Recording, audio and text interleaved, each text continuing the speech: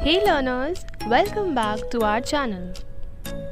In this video series on the chapter 5, that is Emerging Modes of Business, the topic that we are going to discuss today is about the meaning and scope of e-business. So without any delay, let's begin with it. Meaning of e-business. What is e-business? This age of internet, this changing technology, they have brought a new concept of business, or you can say a new concept of commerce, that is called as e-commerce or e-business. Now it is actually what? It is actually a method of carrying the business activities through internet. The internet users can order for goods, they can receive their delivery, they can make their payment while sitting at their home just by using the internet. So we can say that due to the change in the world, due to the change in technology we use, due to the change in our way of working, even the business processes are being redesigned. And this e-commerce or e-business is nothing but a new design, a new method of the same business process. Correct? I hope all of you would have understood the meaning of e-commerce. E-commerce is nothing but e-commerce is the way, or it is a method of carrying the business activities by using the feature of internet. Okay? Next, what we have is the scope of e-business. What does scope of e-business means?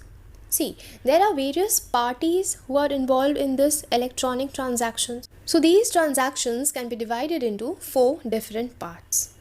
The first one what we have in hand is B2B commerce. When the transactions takes place between two firms or two business units, then they are called as B2B commerce.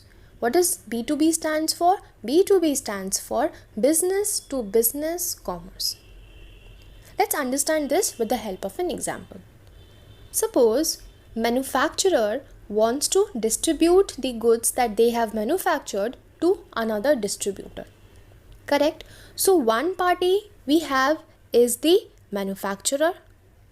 Another business party that we have is the distributor, and the goods are being transferred from the manufacturer to the distributor.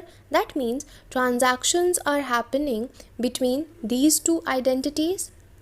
Both of them are business units or both of them are firms. Therefore, such transactions are called as B2B commerce. B2B is business to business commerce. Clear? Similarly, we have the second scope, that is B2C commerce. Now, what does B2C commerce means? B2C commerce is reference to such transactions which happen between a firm and a consumer. Earlier, what did we see in B2B? In B2B, there were two business firms or two business units. But in B2C, what do we see? In B2C, there is one business firm and one consumer. Okay? So, the transactions that happen between a firm and a consumer are known as B2C commerce. That is business to consumer. Now, this B2C commerce, it has its own advantages. It allows the businessman to remain in touch with his customers. Like when we purchase a product, generally we get an after sale service. So that after sale service happens between whom? It happens between two parties. One is the service provider, that is the business, and the other one is the service receiver, that is the consumer. Okay, understood after sale service? Now, for example, understand promotion. A particular business is promoting his newly launched product. In front of whom is he promoting? It is being promoted in front of the consumer. So over here, whatever transactions are happening, that are taking place between the business and the consumers. Therefore, it is referring to the B2C commerce, or you can say It is business to consumer commerce. Example I have explained you, it is promotion, it is after sale service. Okay. The third type what we have is C2C. Now C2C, it stands for what? It stands for consumer to consumer, or you can say customer to customer commerce. Now what is this customer to customer commerce? Under C2C commerce, both the parties between whom the transactions are being done, they both are customers. Now you can say, how can that be? Yes dear, it can be possible. Suppose I am a consumer, okay? I had purchased my mobile phone 2 years back. Now I do not need it anymore. So I want to sell it off. My old used mobile phone. Okay? I will sell to whom? I will sell to another customer. Okay? Therefore, what I mean to say is, this customer to customer commerce happens for buying and selling of such goods for which there are no established markets. For example, selling of old car, selling of mobile phones, selling of any antique items, selling of old clothes, books, whatever you feel. It is C2C commerce. Right? And the last we have in hand is the intra-B commerce. What is intra-B commerce?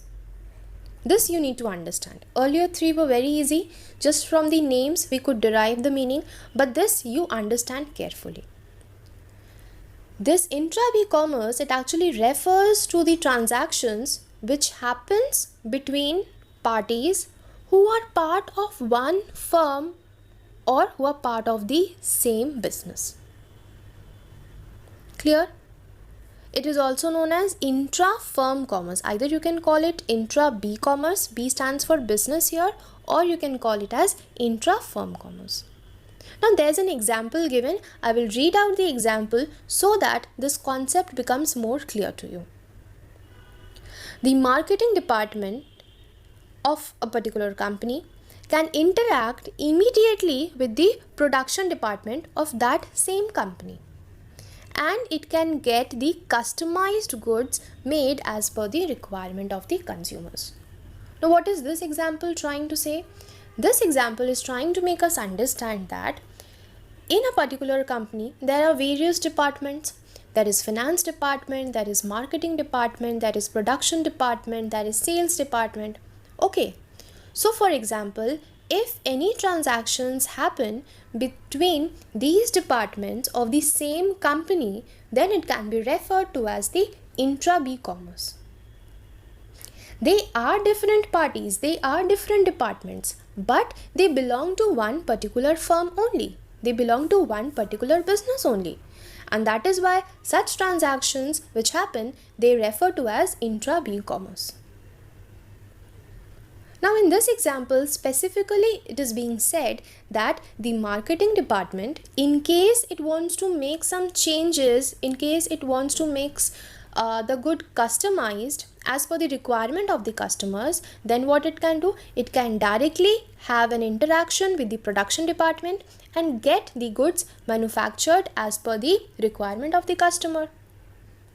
There is no delay which is faced by the marketing department. With the usage of intra-B commerce, immediate actions can be taken, immediate contact can be formed by the marketing department towards the production department.